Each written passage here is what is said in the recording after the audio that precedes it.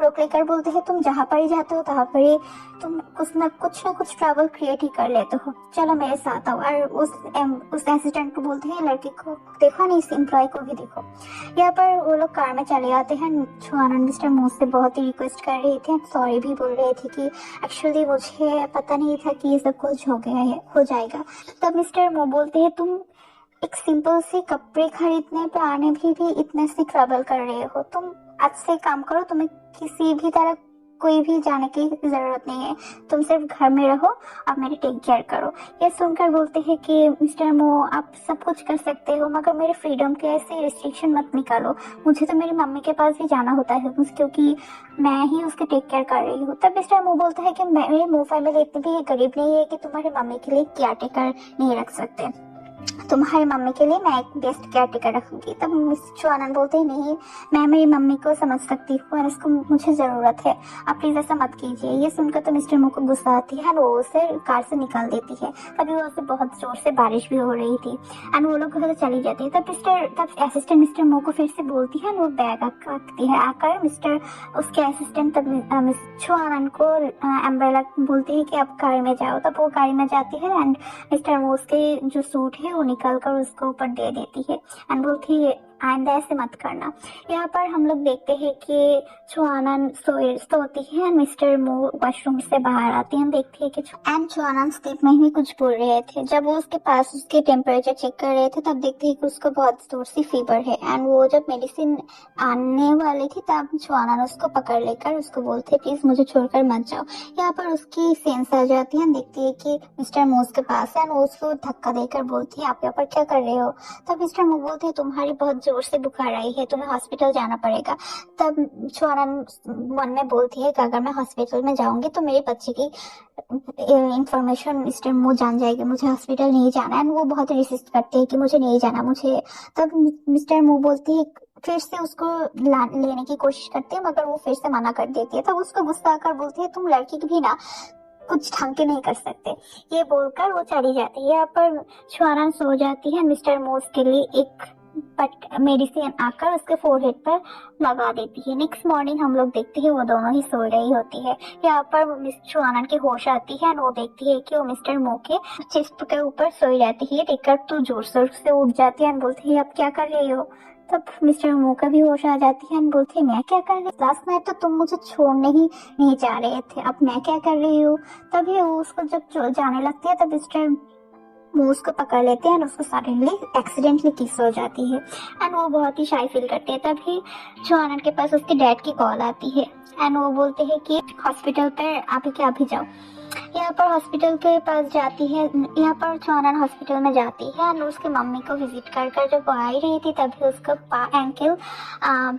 Ankle मोच जाती है और इससे वो बहुत ही बैडली इंजर्ड हो जाती है। तभी वहाँ पर एक डॉक्टर भी होते हैं, वो बोलते हैं एक काम करती हूँ मैं तुमको ड्रॉप कर देती हूँ, मैं तो तुम्हारी मम्मी की डॉक्टर भी हूँ एंड वो उसको रिक्वेस्ट करती है। तब वो बोलते ठीक है। यहाँ पर वो डॉक्टर छुआनन को उसके घर पर ले आती है और उसको हेल्प कर रही थी। यहाँ पर मिस्टर मो भी आ जाती है। जब देखती है वो लोग क्लोज हुई थी, ये देखकर तो बहुत ही जेलस फील करती है, उसके पास जाकर बोलती है क्या तुम एक दिन भी कोई वाइल्ड मैन से नहीं रह सकते, मैं तुम्हें एक दिन के लिए हॉस्पिटल में जाने दे रही हो, तुम उसके साथ ही एक मैन ले रही आई हो और वो भी मेरे घर पर ले आई हो।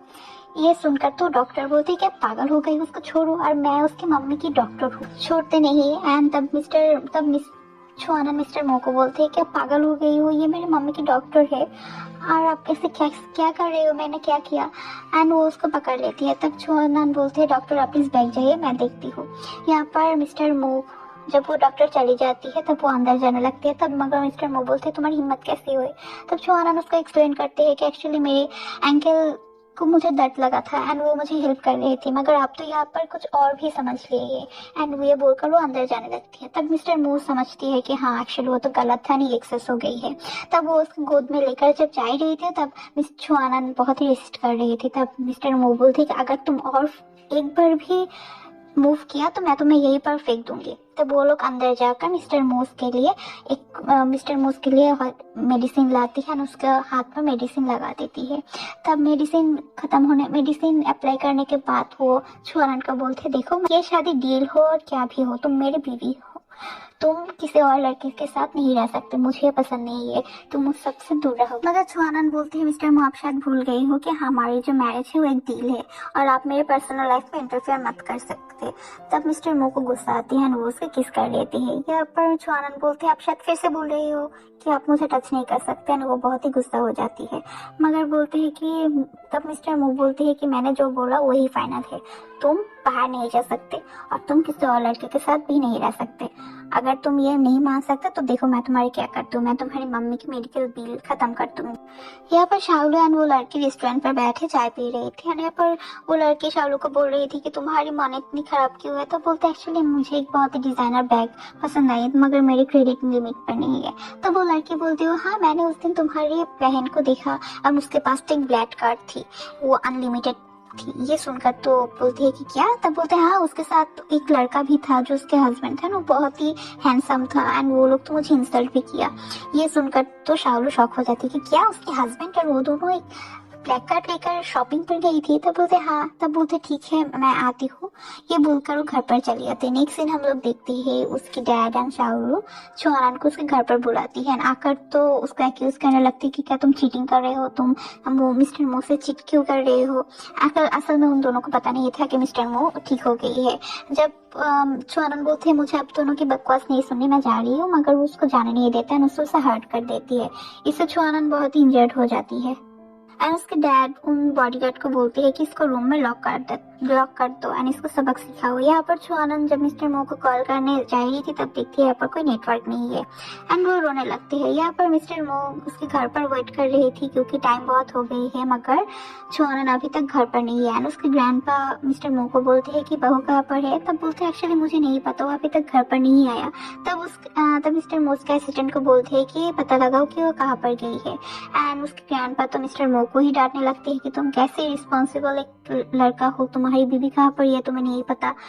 तभी मिस्टर मो को पता लग जाता है एंड वो उसके घर पर चले जाते हैं। यहाँ पर मिस्टर जियांग एंड शाओलू होती है। शाओलू को मिस्टर मो को देखकर तो इम्प्रेसिव हो जाती है, क्या रिया क्या हैंडसम बंदा है। तब वो उसके पास जाती है एंड बोलती आप यहाँ पर क्या कर रहे हैं।